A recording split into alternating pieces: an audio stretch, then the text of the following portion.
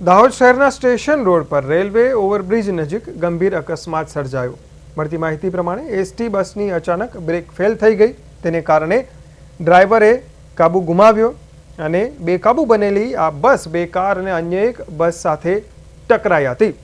અકસ્માતમાં વાહનોને મોટા પ્રમાણમાં નુકસાન થયું છે, જો કે સદનસીબે કોઈ જાનહાનિ થઈ નથી। મોટી દુર્ઘટના ટળી છે।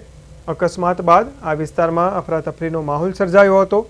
ઘટના અંગે જાણ થતાં દાહોદ શહેર પોલીસ તાત્કાલિક ઘટના સ્થળે દોડી આવી અને અકસ્માતગ્રસ્ત વાહનોને રોડ પરથી હટાવી ટ્રાફિક વ્યવસ્થા પૂર્વવત કરી હતી। પોલીસે સમગ્ર મામલે આગળની તપાસ હાથ ધરી છે।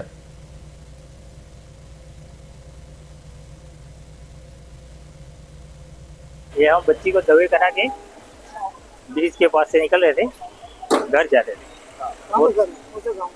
गाँव शेरगढ़ राजस्थान। फिर क्या हुआ? और सामने से रोडेज आ रही थी तो हम हमारी साइड में थे, लेकिन उसने पूरी इधर हमारी तरफ पूरी ऐसे करके इनका ब्रेक फेल होकर मुड़ा थी। मैंने स्पष्ट देखा भैया इनको ऐसे। हाँ, बस वाला ने। किसी को कोई नुकसान जाना नहीं है? किसी को कोई नुकसान तो हुआ, नुकसान तो ये हुआ, ये गाड़ी टूट गई, पूरी गाड़ी टूट गई।